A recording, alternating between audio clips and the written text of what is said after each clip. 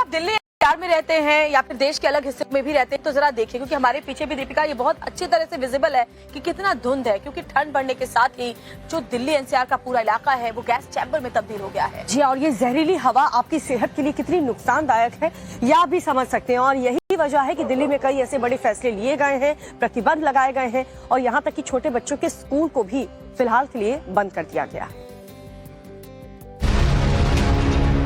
नवंबर का महीना शुरू होते ही दिल्ली एनसीआर में प्रदूषण ने नाक में दम करना शुरू कर दिया है।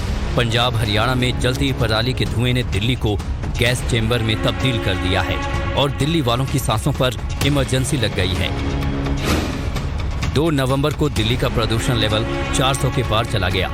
दिल्ली की वायु गुणवत्ता सूचांक यानी AQI 402 दर्ज की गई, यानी दिल्ली की हवा गंभीर श्रेणी में पहुंच गई। जैसे ही दिल्ली का AQI गंभीर कैटेगरी में पहुंचा, दिल्ली सरकार ने ग्रेडेड रिस्पांस एक्शन प्लान यानी ग्रैप का तीसरा चरण चालू कर दिया। इसके तहत कई तरह की एक्टिविटी को पूरी तरह बैन कर दिया गया।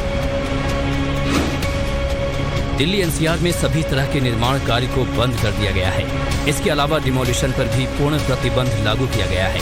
हालांकि इमरजेंसी सर्विसेज और सामरिक महत्व के निर्माण कार्य जारी रहेंगे। सबसे बड़ी बात यह है कि दिल्ली में कमर्शियल वाहनों और ट्रकों की एंट्री पर रोक लग गई है। साथ ही दिल्ली एनसीआर में BS3 पेट्रोल और BS4 डीजल 4 पहिया गाड़ियों के चलने पर रोक लगा दी गई है।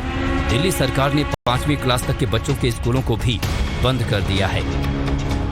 दिल्ली के CM अरविंद केजरीवाल ने खुद ही ट्वीट करके स्कूलों को बंद करने के फैसले की जानकारी दी। केजरीवाल ने कहा, प्रदूषण लेवल बढ़ने की वजह से दिल्ली के सभी सरकारी और प्राइवेट प्राइमरी स्कूल अगले 2 दिनों तक बंद रहेंगे।